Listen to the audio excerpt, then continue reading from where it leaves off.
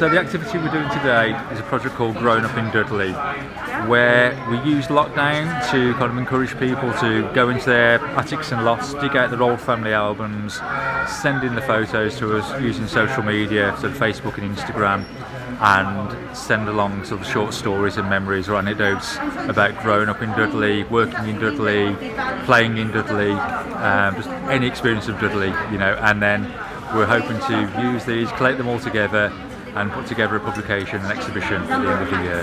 There seems to be a common thread that's popped up over the weekend where a lot of people have got a lot of love for Dudley, but certainly from a more nostalgic point of view. Like a lot of people say it's a beautiful town, had lots of independent shops here, lots of places to eat and drink, and at the moment they don't feel that the same.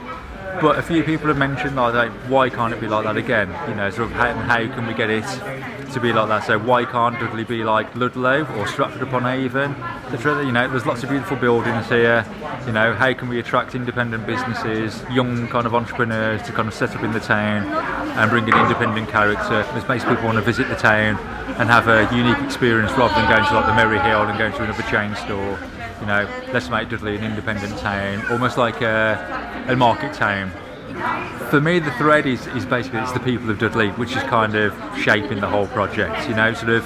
We had a vague idea of what we'd like the project to be at the beginning, but it hasn't turned into that sort of ultimately. It's completely been shaped by what people have been sending in the stories. So it's changed quite a lot over the last sort of 6 months or so, and it's actually become better than what we'd hoped as well. We've had a lot more interaction, a lot of more engagement than we kind of hoped for, and I think the lockdown has almost been a benefit for us in that respect. But really I kind of see it as like it's not my project anymore. It's been given over to the people of Dudley, and then for them to curate it and control it how they see fit, and I'm just looking after it for the people.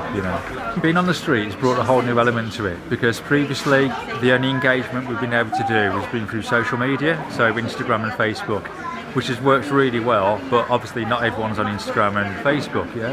So being on the market has given us the first opportunity to actually sort of meet people face to face and talk to different generations and get their experiences.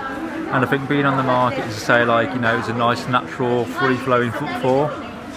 So it's the people that come in here week in, week out, probably do the same routes, the same time of day, but seeing someone new on the market and someone new to talk to has been great. And we've had loads of people that stop by, and they're spending up to an hour just standing and telling stories to us, and just getting engaged. And I think having someone different to tell these stories to has been nice.